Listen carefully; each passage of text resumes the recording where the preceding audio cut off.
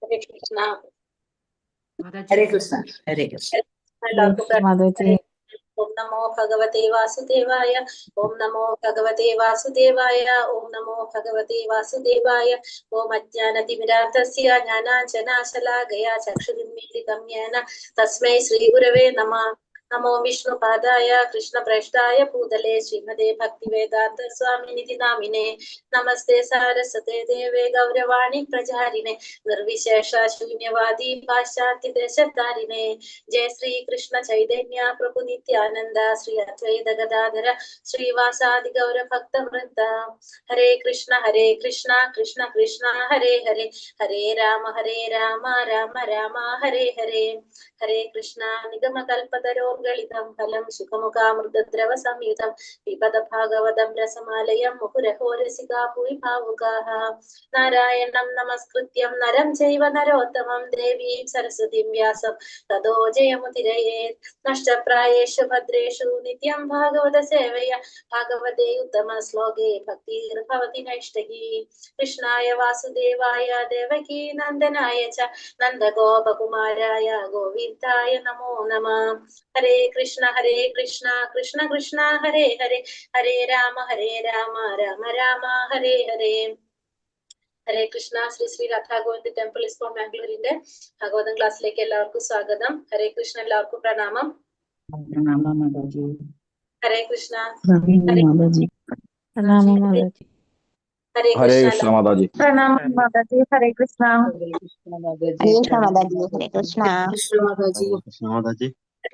ഹരേ കൃഷ്ണ. എല്ലാവർക്കും പ്രണാമം. ഇന്ന് നമ്മള് 23-ാമത്തെ ശ്ലോകമാണ് നമ്മൾ എടുക്കാനുള്ളത്. അപ്പൊ 22-ാമത്തെ ശ്ലോകത്തിൽ എന്താ നമ്മൾ കണ്ടത് ഇന്നലെ? ഇത് പറഞ്ഞത്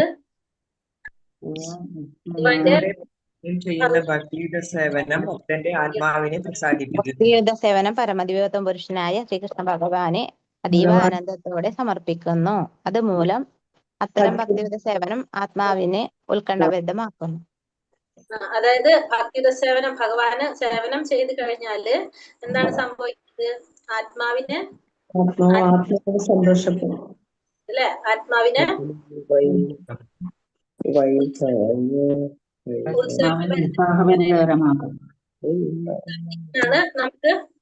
നമുക്ക് മനസ്സിലായത്. അപ്പൊ നമ്മള് ഭക്തിയുത സേവനം ചെയ്യണം. ഭക്തിയുത സേവനം ചെയ്യുന്നത് ആർക്കാണ്? ആർക്ക് വേണ്ടിയാണ് ഭക്തിയുത സേവനം ചെയ്യുന്നത് ശരിക്കും? അപ്പൊ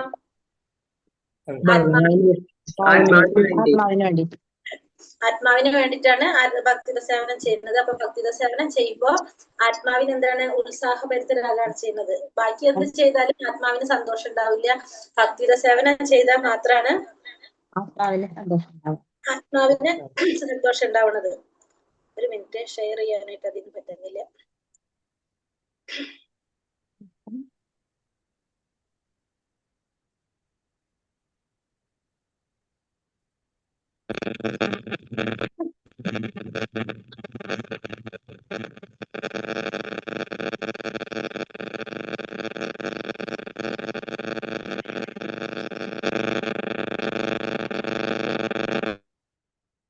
ിട്ടുണ്ടല്ലോ.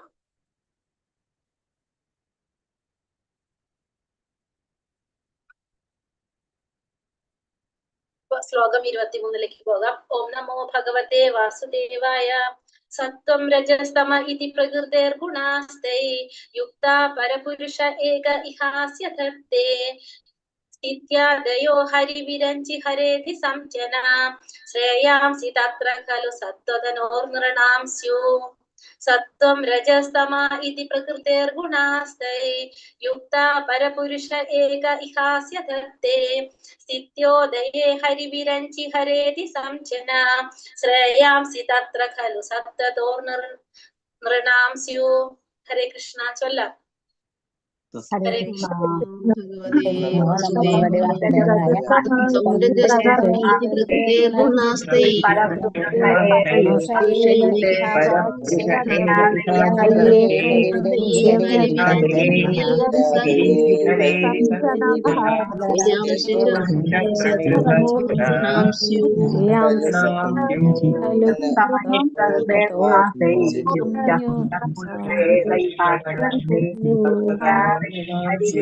ഹരേതി തപ്നാശ്രേയാംസി തത്ര ഖലു സത്വതനോർനൃണാം സ്യു. ഹരേ കൃഷ്ണ. അപ്പൊ എന്താ പറയുന്നത് ഈ ശ്ലോകത്തില്? സത്വോ രജസ്തമ ഇതി പ്രകൃതേർഗുണാസ്തൈ യുക്താ പരപുരുഷ ഏക ഇഹാസ്യ ദത്തേ സ്ഥിത്യാദയേ ഹരിവിരഞ്ചി ഹരേതി സംജന ശ്രേയാംസി തത്ര ഖലു സത്വതനോർനൃണാം സ്യു. എന്താ പറയുന്നത് നമുക്ക് നോക്കാം. സത്വഗുണം, സത്വം എന്ന് വെച്ചാൽ സത്വഗുണം, രജ രജോ ഗുണം, ഇതി എന്ന് വെച്ചാൽ ഈ പ്രകാരം, പ്രകൃതേ ഭൗതിക പ്രകൃതിയുടെ ഗുണങ്ങൾ, തൈ അവരാൽ, യുക്ത സംയുക്തമായി, പരഹ അതീന്ദ്രിയം, പുരുഷ പുരുഷൻ, ഏകഹ ഏകം, ഇഹാസ്യ ഭൗതിക ലോകത്തിന്റെ, ധത്തെ അംഗീകരിക്കുന്നു, സ്ഥിതി ആദായ സൃഷ്ടി സ്ഥിതി സംഹാരങ്ങളെ സംബന്ധിച്ച്, ഹരി വിഷ്ണു പരമദിവ്യോത്തമ പുരുഷൻ അല്ലെങ്കിൽ വിരഞ്ചി ബ്രഹ്മദേവൻ, ഹര ശിവഭഗവാൻ, ഇതി അപ്രകാരം, സംചന വ്യത്യസ്ത ലക്ഷണങ്ങൾ, ശ്രേയംസി പരമ നേട്ടം, തത്ര ഇവിടെ, ഖലു നിശ്ചയമായും, സത്വഗുണം, താനോ സ്വരൂപം, നൃണ മനുഷ്യനാൽ, സ്യു നേടുന്നു. ഇവിടെ എന്തിനെ കുറിച്ചാ പറയുന്നത്? സത്വരജോ തമോ ഗുണങ്ങളെ കുറിച്ചാ പറയുന്നത് അല്ലെ. നമുക്ക് നോക്കാം എന്താ പറയുന്നതെന്ന്. വിവർത്തനം. ഭവർത്തം ശ്രീല പ്രഭുപാദിക്ക് ജയ. വിവർത്തനം. ഭൗതിക പ്രകൃതിയുടെ ത്രിഗുണങ്ങളായ സത്വ രജസ് തമസ് എന്നിവയിൽ പരമദിവ്യോത്തമ പുരുഷൻ പരമമായി പരോക്ഷമായി സമ്മേളിച്ചിരിക്കുന്നു. അപ്പോ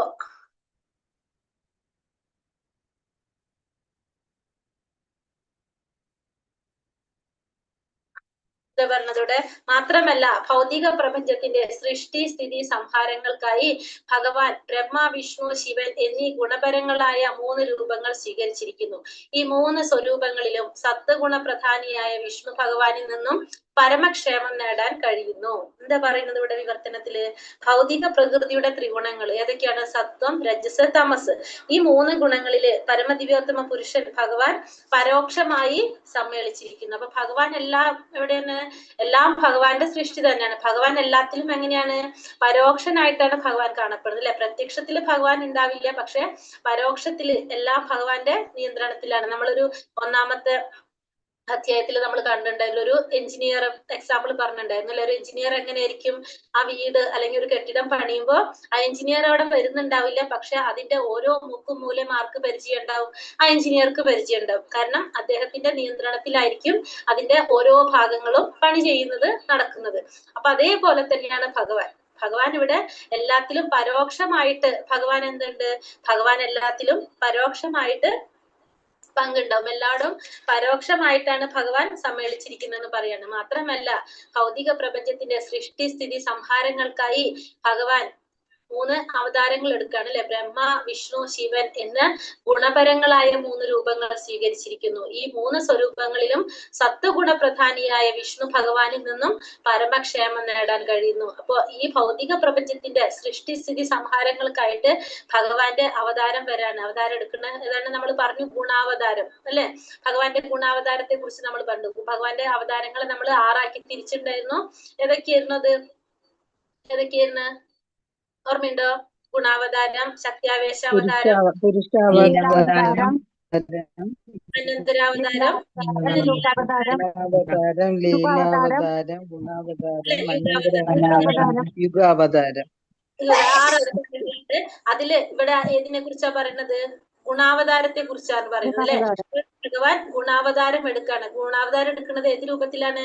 ബ്രഹ്മ, വിഷ്ണു, മഹാദേവൻ അല്ലെ? ബ്രഹ്മാവും വിഷ്ണു, ശിവനായിട്ട് മഹാദേവനായിട്ടാണ് ഗുണാവതാരങ്ങള് സ്വീകരിക്കുന്നത്. ഈ 3 രൂപങ്ങളിലും സത്വഗുണപ്രധാനിയായ വിഷ്ണു ഭഗവാനിൽ നിന്നും പരോക്ഷമായി പരമക്ഷേമം നേടാനായിട്ട് കഴിയാണ്. നമുക്ക് നോക്കാം ഭാവാർത്ഥം. ശ്രീകൃഷ്ണ ഭഗവാന് അദ്ദേഹത്തിന്റെ പൂർണ്ണ വിസ്തരങ്ങളാൽ ആശയങ്ങളാൽ ഭക്തിയുടെ സേവന സമർപ്പണം നടത്തണമെന്ന് മുകളിൽ വിശദീകരിക്കുന്നത് പോലെ ഈ പ്രസ്താവനയാൽ സ്ഥിരീകരിക്കുന്നു. അപ്പൊ ഭഗവാന് പൂർണ്ണ വിസ്തരങ്ങളാൽ ആശയങ്ങളാൽ ഭക്തിയുടെ സേവന സമർപ്പണം നടത്തണമെന്ന് മുകളിൽ വിശദീകരിച്ചിരിക്കുന്നത് പോലെ ഈ പ്രസ്താവനയിൽ സ്ഥിരീകരിക്കുന്നു. ഇവിടെ എന്താ പറയണത്? ഭഗവാന് ഭക്തിയുടെ സേവന സമർപ്പണം നടത്തണമെന്ന് പറയാണ്. കാരണം ഈ 3 അവതാരങ്ങളിൽ നമ്മൾ പറഞ്ഞു സത്വഗുണപ്രധാനിയായ വിഷ്ണു ഭഗവാനിൽ നിന്നാണ് നമുക്ക് എന്ത് നേടാൻ സാധിക്കുന്നത്? പരമക്ഷേമം നേടാനായിട്ട് സാധിക്കുന്നത് അല്ലെ? ബാക്കി നമ്മൾ പറഞ്ഞെന്താണ്? ബ്രഹ്മാവുണ്ട്, വിഷ്ണുണ്ട്, ശിവനുണ്ട്. അതില് വിഷ്ണു ഭഗവാനിൽ നിന്നാണ് നമുക്ക് പരമക്ഷേമം നേടാനായിട്ട് സാധിക്കുന്നത്. അപ്പൊ അതുകൊണ്ട് നമ്മൾ എന്ത് ചെയ്യണം? ഭഗവാന്റെ പൂർണ്ണ വിസ്തരണങ്ങളില് ഭക്തിയുടെ സേവന സമർപ്പണം ഭഗവാന്, ശ്രീകൃഷ്ണ ഭഗവാന് അദ്ദേഹത്തിന്റെ പൂർണ്ണ വിസ്തരങ്ങളായ ആശയങ്ങളാൽ ഭക്തിയുടെ സേവന സമർപ്പണം നടത്തണമെന്ന് മുകളിൽ വിശദീകരിച്ചിരിക്കുന്നത് പോലെ ഈ പ്രസ്താവനയിൽ സ്ഥിരീകരിക്കുന്നു. അപ്പൊ ഭഗവാന് നമ്മൾ എന്ത് ചെയ്യണം? ഭക്തിയുടെ സേവനം സമർപ്പിക്കണം എന്ന് പറയാണ്. എന്താ കാരണം എന്ന് പറയാം. എന്താ പറയുന്നത് ഇവിടെ? ഈ ശ്രീകൃഷ്ണ ഭഗവാനും അദ്ദേഹത്തിന്റെ അവിഭാജ്യ ഘടകങ്ങളെല്ലാം വിഷ്ണു തത്വം അഥവാ പരമദിവ്യോത്തമ പുരുഷന്റെ വിഭൂത്വമാകുന്നു. അപ്പൊ ഭഗവാൻ ശ്രീകൃഷ്ണനും അദ്ദേഹത്തിന്റെ അവിഭാജ്യ ഘടകങ്ങളെല്ലാം എന്താണ്? വിഷ്ണു തത്വങ്ങള്. 3 വിഷ്ണു തത്വങ്ങൾ അല്ലെ? എന്തൊക്കെയാണ്?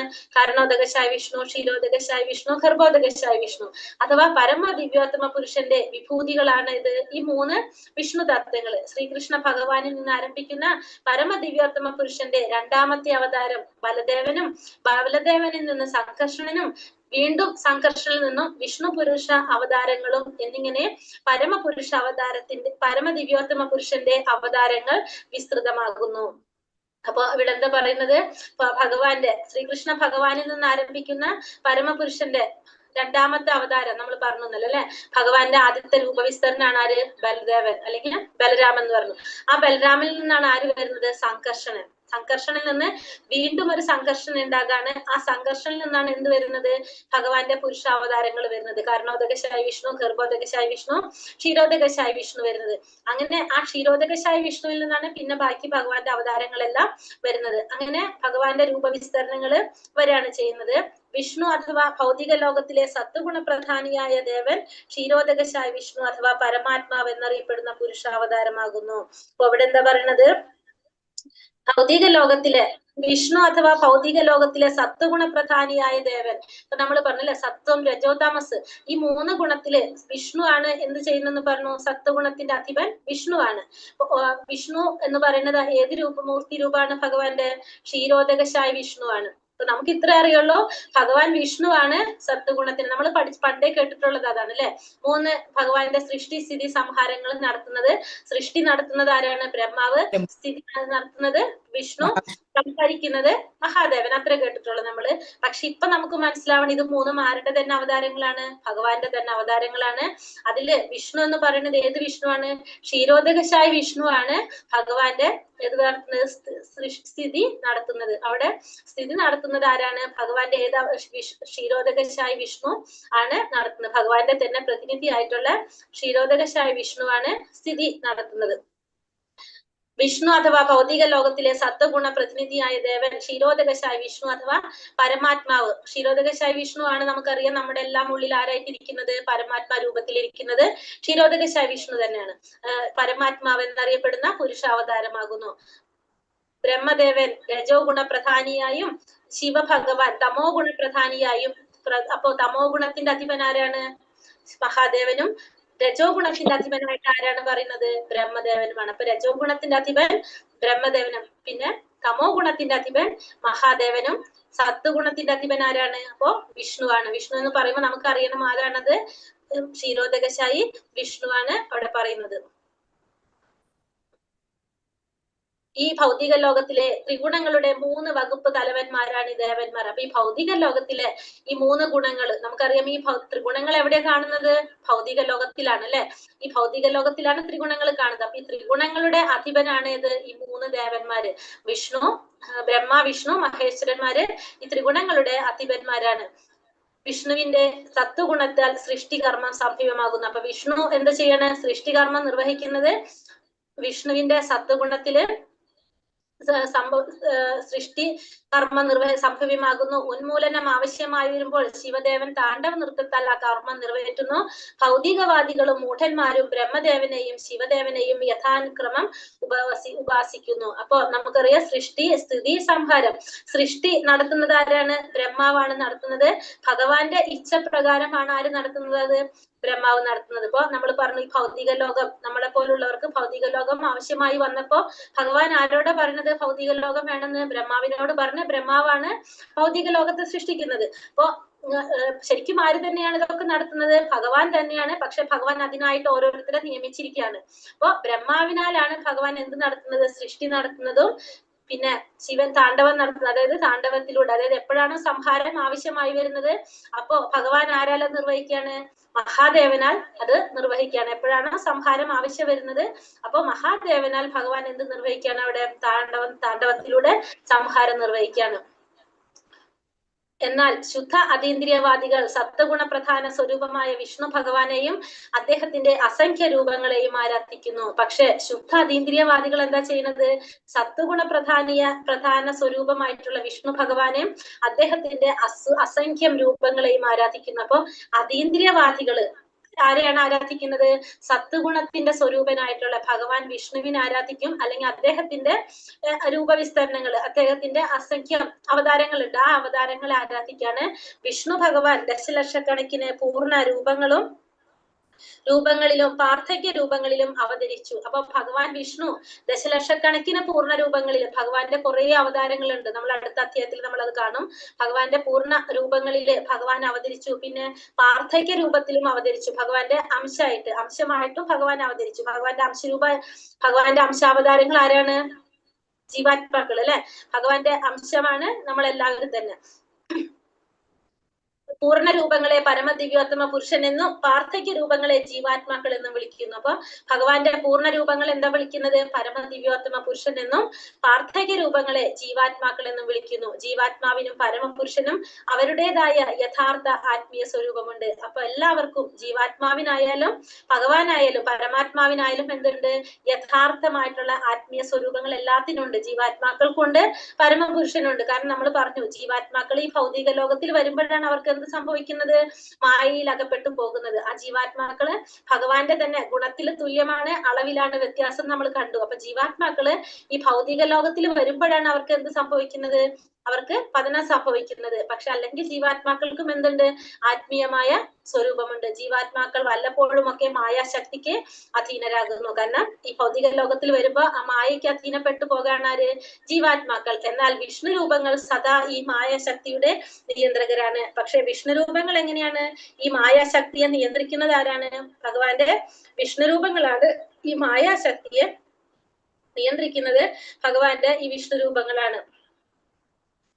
ഭൗതിക ലോകത്തിൽ വിഷ്ണു പരമദിവ്യോത്തമ പുരുഷനായ വിഷ്ണു ഭൗതിക ലോകത്തിൽ അവതരിക്കുമ്പോഴൊക്കെ മായാശക്തിക്ക് അധീനരായ ജീവാത്മാക്കളെ പരിത്രാണനം ചെയ്യുന്നു. അപ്പൊ ഭഗവാൻ വിഷ്ണു, പരമദിവ്യോത്തമ പുരുഷനായ വിഷ്ണു ഭൗതിക ലോകത്തിൽ അവതരിക്കുമ്പോൾ എന്താ ചെയ്യുന്നത്?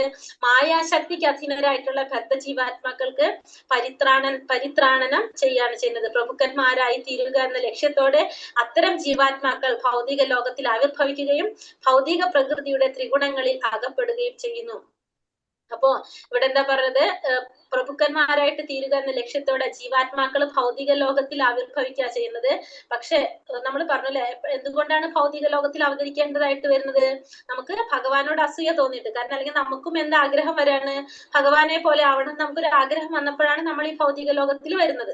അപ്പോഴാണ് ഭൗതിക ലോകം സൃഷ്ടിച്ചത് തന്നെ. അപ്പൊ അത്തരം ജീവാത്മാക്കള് ഭൗതിക ലോകത്തിൽ ആവിർഭവിക്കുകയും ഭൗതിക പ്രകൃതിയുടെ ത്രിഗുണങ്ങളിൽ അകപ്പെട്ടു പോവുകയും ചെയ്യുന്നു. അപ്പൊ ഭൗതിക പ്രകൃതിയുടെ ത്രിഗുണങ്ങളിൽ അകപ്പെട്ടു പോകുമ്പോൾ എന്താ സംഭവിക്കുന്നത്? ഭഗവാനെ കുറിച്ച്, തന്റെ മൂലസ്വരൂപത്തെ കുറിച്ച് ജീവാത്മാക്കള് മറന്നു പോകും. അപ്രകാരം വ്യത്യസ്ത കാലയളവിലേക്കുള്ള തടവിന് വിധേയരായ ജീവാത്മാക്കൾക്ക് അവരുടെ ഭൗതിക ആവരണങ്ങൾ മാറ്റേണ്ടതായിട്ട് വരുന്നു. അപ്പൊ അതുകൊണ്ട് തന്നെ എന്താണ് അവർക്ക് സംഭവിക്കുന്നത്? ആ ജീവാത്മാക്കൾക്ക് തടവാണ് സംഭവിക്കുന്നത് അല്ലെ? ഈ ഭൗതിക ലോകത്തില് തടവാണ് സംഭവിക്കുന്നത്. ജയില് പോലെയാണ് ഭൗതിക ലോകം. ദുഃഖാലയാണ് നമ്മള് ഭഗവത്ഗീതയിൽ പറഞ്ഞിട്ടുണ്ട്. ഭൗതിക പ്രകൃതിയുടെ ത്രിഗുണങ്ങളിൽ അകപ്പെടുകയും അപ്രകാരം വ്യത്യസ്ത കാലയളവിലുള്ള തടവിന് വിധേയരായ ജീവാത്മാക്കൾക്ക് അവരുടെ ഭൗതിക ആവരണങ്ങൾ മാറ്റേണ്ടതായിട്ട് വരുന്നു. അപ്രകാരം വ്യത്യസ്ത കാലയളവിലുള്ള തടവിന് വിധേയരായ ജീവാത്മാക്കൾക്ക് അവരുടെ ഭൗതിക ആവരണം മാറ്റേണ്ടതായി വരുന്നു. ഭൗതിക പ്രകൃതിയുടെ ത്രിഗുണങ്ങളുടെ കുരുക്കിൽ അകപ്പെടുകയാൽ വിവിധ കാലയളവിന് തടവിന് വിധിക്കപ്പെട്ട ജീവാത്മാക്കൾ ശിക്ഷ അനുഭവിക്കാനായി പല വിധത്തിലുള്ള രൂപങ്ങളിൽ ജന്മമെടുക്കുന്നു. അപ്പൊ ഈ ഭൗതിക പ്രകൃതിയിൽ ജന്മമെടുക്കണ എങ്ങനെയാണ്? ത്രിഗുണങ്ങളുടെ കുരുക്കിൽ പെട്ടു പോകുമ്പോൾ വിവിധ കാലയളവില് നമുക്ക് എന്താണ്, നമ്മൾ ചെയ്ത ആ കർമ്മത്തിന്റെ ഫലമായിട്ട് പലതരത്തിലുള്ള ജീവാത്മാക്കളായിട്ട് നമ്മൾ ആ ശിക്ഷ അനുഭവിക്കാനായിട്ട് എന്താണ്, പലതരത്തില് പല രൂപങ്ങളിൽ നമുക്ക് ജന്മമെടുക്കേണ്ടതായിട്ട് വരാണ്. അപ്പൊ ഈ ഭൗതിക ലോകത്തില് നമ്മൾ ചെയ്ത ആ കർമ്മത്തിന്റെ ഫലമായിട്ട് നമുക്ക് എന്ത് സംഭവിക്കുകയാണ്? നമ്മൾ ഈ ഭൗതിക ലോകത്തില് ആ ശിക്ഷ അനുഭവിക്കാനായിട്ട് ഭൗതിക ലോകത്തില് ജന്മം എടുക്കേണ്ടതായിട്ട് വരുന്നത്. അപ്പൊ നമ്മൾ ശിക്ഷ അനുഭവിക്കാനായിട്ട് എല്ലാവരും എവിടേക്കാണ് വരേണ്ടി വരുന്നത്? ഈ ഭൗതിക ലോകത്തിലേക്കാണ് വരേണ്ടി വരുന്നത്. പരമദിവ്യോത്തമ പുരുഷന്റെ നിർദ്ദേശാനുസരണം ബ്രഹ്മദേവൻ ഭൗതിക ലോകമാകുന്ന കാരാഗ്രഹം നിർമ്മിച്ചു. അപ്പൊ ഭഗവാന്റെ നിർദ്ദേശത്തിനനുസരിച്ച് ബ്രഹ്മദേവൻ എന്താ ചെയ്യുന്നത്? ഈ ഭൗതിക ലോകം എന്ന കാരാഗ്രഹാണെന്ന് പറയുന്നത് അല്ലെ, ഭൗതിക ലോകം എന്ന കാരാഗ്രഹം നിർമ്മിച്ചു. ഒരു കൽപ്പവാസം സമഗ്രവും ഉന്മൂലനം ചെയ്യപ്പെടുന്നു. അപ്പൊ അതിനുശേഷം നമുക്കറിയാം, കൽപ്പം ബ്രഹ്മാവിന്റെ ഒരു പകല് കഴിയുമ്പോൾ എന്താ സംഭവിക്കുന്നത്? അത് മുഴുവനും ഭഗവാന്റെ ഉള്ളിലേക്ക് പോകാണ് ചെയ്യുന്നത്. വീണ്ടും പിറ്റന്നാള് വീണ്ടും എന്താ സംഭവിക്കുന്നത്? വീണ്ടും ആ പ്രപഞ്ചം സൃഷ്ടിക്കുകയാണ് ചെയ്യുന്നത്. അതിങ്ങനെ വന്നും പോയിക്കൊണ്ടും ഇരിക്കുകയാണ് ചെയ്യുന്നത്. അപ്പൊ ഒരു കാരാഗ്രഹം സൃഷ്ടിച്ച് ഒരു കൽപ്പാവാസം സമഗ്രവും ഉന്മൂലനം ചെയ്യപ്പെടുന്നു. സംസ്ഥാന സർക്കാർ അനേകം ജയിലുകൾ സംരക്ഷിക്കുന്നത് പോലെ ബ്രഹ്മദേവൻ സൃഷ്ടിച്ച ഭൗതിക ലോകമാകുന്ന കാരാഗ്രഹം വിഷ്ണുവിനാൽ സംരക്ഷിക്കപ്പെടുന്നു. അങ്ങനെ ഭഗവാന്റെ നിർദ്ദേശപ്രകാരം സൃഷ്ടിച്ച ആ ജയില് അല്ലെ, നമ്മൾ പറഞ്ഞ കാരാഗ്രഹം ആരാൽ സംരക്ഷിക്കപ്പെടാണ് ചെയ്യുന്നത്? ഭഗവാൻ വിഷ്ണുവിനാൽ സംരക്ഷിക്കപ്പെടാണ് ചെയ്യുന്നത്. അപ്പൊ ഭഗവാന്റെ നിർദ്ദേശപ്രകാരമാണ് ആരിവിടെ സൃഷ്ടിക്കുന്നത്? കാരാഗ്രഹം ബ്രഹ്മദേവൻ സൃഷ്ടിക്കുന്നത്. ശേഷം അതിനെ സംരക്ഷിക്കുന്നത് ആരാണ്? ഭഗവാൻ വിഷ്ണുവാണ് സംരക്ഷിക്കുന്നത്. ആകയാൽ ജനിമൃതി, ആവർത്തന ചക്രം, മരണം, രോഗം, വാർദ്ധക്യം തുടങ്ങിയ ക്ലേശസമ്പൂർണമായ ഭൗതിക അസ്തിത്വ കാരാഗ്രഹത്തിൽ നിന്നും പുറത്തു വരാൻ അഭിലഷിക്കുന്ന ഏതൊരാളും അത്തരം മുക്തിക്കായി വിഷ്ണു ഭഗവാനെ പ്രീതിപ്പെടുത്തണം. അതുകൊണ്ട് തന്നെ ആ കാരാഗ്രഹത്തില് നമ്മൾ പറഞ്ഞു, നമ്മൾ അവിടെ എന്താണ്? ഭൗതിക ലോകത്തില് നമുക്കറിയാം ജന്മ, മൃത്യു, ജരാവ്യാധി. അവിടെയാണ് ക്ലേശസമ്പൂർണമായ ഒരു ജീവിതമാണ് എവിടെയുള്ളത്? ഈ ഭൗതിക ലോകത്തിലുള്ളത്. അവിടെ എന്തൊക്കെ സംഭവിക്കുന്നത്? ജന്മം, മൃത്യു, ജര, വ്യാധികൾ. ഇതാണ് നമ്മൾ ഈ ഭൗതിക ലോകത്തിൽ നടക്കണല്ലേ. നമ്മൾ ജന്മം എടുക്കുന്നുണ്ട്, അതിനുശേഷം നമുക്ക് ജരാനരകൾ ബാധിക്കുന്നുണ്ട്, നമുക്ക് അസുഖങ്ങൾ വരുന്നുണ്ട്, നമ്മൾ മരണപ്പെട്ടു പോകുന്നുണ്ട്. അതിങ്ങനെ നടന്നുകൊണ്ടേ ഇരിക്കുകയാണ്. പിന്നെ നമ്മൾ ചെയ്യുന്ന കർമ്മത്തിനനുസരിച്ച് വീണ്ടും നമ്മൾ ജന്മം എടുക്കേണ്ടതായിട്ട് വരും. ഈ ചക്രം ഇങ്ങനെ ആവർത്തിച്ചു കൊണ്ടേ ഇരിക്കുകയാണ് ചെയ്യുന്നത്. കാരണം അതുകൊണ്ടാണ് എന്ത് പറയുന്നത്? ഈ ഭൗതിക ലോകം ക്ലേശസമ്പൂർണമായിട്ടുള്ളതാണെന്ന് പറയുന്നത്. അതിൽ നിന്ന് നമുക്ക് രക്ഷ നേടണമെങ്കിൽ നമ്മൾ എന്ത് വേണം? ഭഗവാൻ വിഷ്ണുവിനെ പ്രീതിപ്പെടുത്തണം. നമ്മള് ആ ഭൗതിക ലോകത്തിൽ നമുക്ക് രക്ഷ നേടണമെങ്കിൽ, കാരണം ആ ഭൗതിക ലോകത്തിന്റെ ആരാണ് അതിനെ സംരക്ഷിക്കുന്നത്? ഭഗവാൻ വിഷ്ണു. അതുകൊണ്ട് തന്നെ വിഷ്ണുവിനെ നമ്മൾ ആരാധിച്ചാൽ, അല്ലെങ്കിൽ വിഷ്ണുവിനെ സേവനം ചെയ്താൽ മാത്രമേ നമുക്ക് എന്ത് ചെയ്യാൻ സാധിക്കുള്ളൂ? ഈ ഭൗതിക ലോകത്തിൽ നിന്ന്, ഈ കാരാഗ്രഹത്തിൽ നിന്ന് നമുക്ക് രക്ഷ നേടാനായിട്ട് സാധിക്കുള്ളൂ. അതുകൊണ്ട് മുക്തിക്കായിട്ട് വിഷ്ണുവിനെ പ്രീതിപ്പെടുത്തണം. ഭഗവാൻ അതുകൊണ്ട് മുക്തിക്കായിട്ടില്ല, നമ്മൾ മറ്റുള്ള ദേവന്മാരിൽ നിന്നും ഭഗവാനുള്ള പ്രത്യേകത എന്താണ്? മുക്തി നൽകാൻ ആർക്കും മാത്രമേ സാധിക്കുള്ളൂ? ഭഗവാൻ വിഷ്ണുവിന് മാത്രമേ സാധിക്കുള്ളൂ. അതുകൊണ്ടാണ് ഭഗവാൻ എന്തെന്ന് പറയുന്നത്? മുകുന്ദൻ അല്ലെ, മുക്തിനായകനാണ് ഭഗവാൻ. മുക്തി നൽകാനായിട്ട് വേറെ ആർക്കും സാധിക്കില്ല. മുക്തി നൽകാൻ ആർക്കും മാത്രമേ സാധിക്കുള്ളൂ? ഭഗവാൻ വിഷ്ണുവിന് മാത്രമേ സാധിക്കുള്ളൂ. അതുകൊണ്ടാണ് ഭഗവാൻ എന്തൊരു പേരുള്ളത്? മുകുന്ദൻ എന്നൊരു പേരും ഭഗവാനുണ്ട്.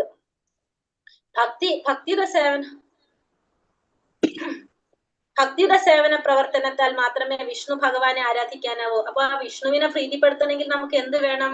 ഭക്തിയുടെ സേവനത്തിലൂടെ ഭക്തിയിലൂടെ മാത്രമേ നമുക്ക് ഭഗവാനെ പ്രീതിപ്പെടുത്താനായിട്ട് സാധിക്കുള്ളൂ. ഭക്തിയുടെ സേവന പ്രവർത്തനത്താൽ മാത്രമേ വിഷ്ണു ഭഗവാനെ ആരാധിക്കാനാവൂ. മാത്രമല്ല ഭൗതിക ലോകത്തിൽ ജയിൽ ജീവിതം തുടരേണ്ടി വരുന്ന ഏതൊരാൾക്കും താൽക്കാലിക ആശ്വാസത്തിനായി കേവലമായ സൗകര്യങ്ങൾക്ക് ശിവൻ, ബ്രഹ്മാവ്, ഇന്ദ്രൻ, വരുണൻ തുടങ്ങിയ വ്യത്യസ്ത ദേവന്മാരോട് ആവശ്യപ്പെടാം. അപ്പൊ നമ്മൾ പറഞ്ഞു നമ്മൾ ജയിലിലാണെന്ന് അല്ലെ. അപ്പൊ നമുക്ക് ആ ജയിലിൽ കുറെ ദുഃഖങ്ങൾ ഉണ്ടാവും. അപ്പൊ നമുക്ക് ആ ദുഃഖങ്ങളിൽ നിന്ന് നമുക്ക് രക്ഷ നേടണമെങ്കിൽ നമുക്ക് എന്ത് ചെയ്യാം? നമുക്ക് മഹാദേവനോടോ ബ്രഹ്മാവിനോടോ ഇന്ദ്രൻ, വരുണൻ തുടങ്ങിയ ദേവന്മാരോട് നമുക്ക് ആവശ്യപ്പെടാം. കാരണം നമുക്ക് ആ എന്താ പറയാ, നമ്മളിപ്പോ ഒരു ജയിലിൽ നിൽക്കാണ്. ഇപ്പൊ ജയിലിൽ നമുക്ക് സുഖ സൗകര്യങ്ങൾ വേണമെങ്കിൽ നമ്മൾ അവരോട് ചോദിക്കാം അല്ലെ, ജയിലധികൃതരോട് ചോദിക്കാം, നമുക്ക് ഇത് വേണം അങ്ങനെ വേണം എന്നൊക്കെ പറയാം. അതേപോലെ തന്നെ നമ്മൾ ഈ ഭൗതിക ലോകം ഒരു ജയിലാണ്. ആ ജയിലിൽ നമുക്ക് സുഖ സൗകര്യങ്ങൾ വേണം എന്നുണ്ടെങ്കിൽ നമുക്ക് ആരോട് ആവശ്യപ്പെടാം? മഹാദേവനോടോ ബ്രഹ്മാവിനോടോ ഇന്ദ്രൻ, വരുണൻ അങ്ങനെ പറഞ്ഞിട്ടുള്ള എല്ലാ ദേവന്മാരോടും നമുക്ക് ആവശ്യപ്പെടാം. എന്നാൽ കാരാഗൃഹത്തിൽ അടയ്ക്കപ്പെട്ട ഭൗതിക അസ്തിത്വത്തിലുള്ള ജീവാത്മാവിനെ ഭദ്ര ജീവിതത്തിൽ നിന്ന് മോചിപ്പിക്കാൻ ഈ യാതൊരു ദേവനും സാധ്യമല്ല. പക്ഷെ ഇതിൽ നിന്ന് ഭഗവാനെ മാത്രമേ നമുക്ക് എന്ത് ചെയ്യാൻ സാധിക്കുള്ളൂ? നമ്മളെ മോചിപ്പിക്കാനായിട്ട് സാധിക്കുള്ളൂ. അവിടെ നമുക്ക് സുഖ സൗകര്യങ്ങൾ വേണമെങ്കിൽ നമുക്ക് ആരോട് പറയാം? മറ്റുള്ള ദേവീ ദേവന്മാരോട് ആവശ്യപ്പെടാം. അപ്പൊ നമ്മളെ ഭൗതിക ലോകത്തിൽ ജീവിക്കാൻ, അതായത് ജയിലിലാണ് നമ്മളൊക്കെ. നമ്മൾ ആ ജയിലിന്റെ 4 സൈഡ് നമ്മൾ കാണുന്നില്ല എന്ന് മാത്രമേ ഉള്ളൂ. പക്ഷെ നമ്മളൊക്കെ എവിടെയാണ്? ജയിലിലാണ്. അപ്പൊ ആ ജയിലിൽ നമുക്ക് സുഖ സൗകര്യങ്ങൾ വേണമെങ്കിൽ നമ്മൾ ആരോട് പറയാം? മഹാദേവനോട് പ്രാർത്ഥിക്കാം, ബ്രഹ്മാവിനോടോ ഇന്ദ്രൻ, വരുണൻ എല്ലാവരോടും നമുക്ക് പറയാം. പക്ഷെ അതിൽ നിന്ന് രക്ഷപ്പെടണമെങ്കിൽ, നമുക്ക് അതിൽ നിന്ന് മോചനം കിട്ടണമെങ്കിൽ നമുക്ക് ആരോട് പറയാൻ സാധിക്കുള്ളൂ? ഭഗവാൻ വിഷ്ണുവിനോട് മാത്രമേ പറയാനായിട്ട് സാധിക്കുള്ളൂ. ബാക്കി ഒരാൾക്കും എന്ത് ചെയ്യാൻ സാധിക്കില്ല? അതിൽ നിന്ന് വിമോചിപ്പിക്കാനായിട്ട് യാതൊരു ദേവനും സാധ്യമല്ല. വിഷ്ണുവിനാൽ മാത്രം അത് സാധ്യമാണത്. ആകയാൽ ആത്യന്തികമായ നേട്ടം പരമദിവ്യോത്തമ പുരുഷനായ വിഷ്ണുവിൽ നിന്ന് മാത്രം പ്രാപ്തമാക്കാൻ സാധിക്കുകയുള്ളൂ. അപ്പൊ ആത്യന്തികമായ നേട്ടം, നമ്മുടെ പരമമായ ലക്ഷ്യം എന്താണ്? നമുക്ക് ഈ ഭൗതിക ലോകത്തിൽ നിന്നുള്ള മോചനമാണ് അല്ലെ. നമുക്ക് നമ്മളെ പരിപൂർണത എന്ന് പറയുന്നത് എന്താണ്? നമ്മൾ ഈ ഭൗതിക ലോകത്തിൽ നിന്ന് മോചനം നേടിയിട്ട് നമുക്ക് എവിടേക്ക് എത്തണം? നമ്മുടെ സ്ഥിരമായിട്ടുള്ള ഭഗവാന്റെ ലോകത്തിലേക്ക്, ശാശ്വതമായ ലോകത്തിലേക്ക് എത്താന്നുള്ളത്. അത് ആരെ കൊണ്ട് മാത്രമേ സാധിക്കുള്ളൂ? ഭഗവാൻ വിഷ്ണുവിനെ കൊണ്ട് മാത്രമേ സാധിക്കുള്ളൂ. മറ്റുള്ള ഏതൊരു ദേവി ദേവന്മാർക്കും അത് ചെയ്യാനായിട്ട് സാധിക്കില്ല. അവർക്ക് എന്ത് തരാൻ സാധിക്കും? നമ്മൾ ആ ജയിലിൽ നിൽക്കുമ്പോൾ നമുക്ക് കുറച്ച് സുഖ സൗകര്യങ്ങൾ തരാനായിട്ട് അവർക്ക് സാധിക്കും. പക്ഷെ നമുക്ക് ഈ ഭൗതിക ലോകത്തിൽ നിന്ന് രക്ഷപ്പെടണമെങ്കിൽ നമുക്ക് ആരുടെ കാരുണ്യം വേണം? ഭഗവാന്റെ കാരുണ്യം വേണം. പക്ഷെ അതെങ്ങനെ മാത്രമേ നടക്കുള്ളൂ? ഭഗവാന്റെ കാരുണ്യം ഭക്തിയുടെ സേവനം കൊണ്ട് മാത്രമേ നമുക്കത് നടക്കുള്ളൂ. ഭക്തിയുടെ സേവനത്തിലൂടെ മാത്രമേ നമുക്ക് ഭഗവാനെ പ്രാപിക്കാനായിട്ട് സാധിക്കുള്ളൂ. ഹരേ കൃഷ്ണ കൃഷ്ണ കൃഷ്ണ ഹരേ ഹരേ, ഹരേ രാമ രാമ രാമ ഹരേ ഹരേ. വഞ്ചാകൽപതരൂപേശ്ച കൃപാ സിന്ധുഭ്യവ ച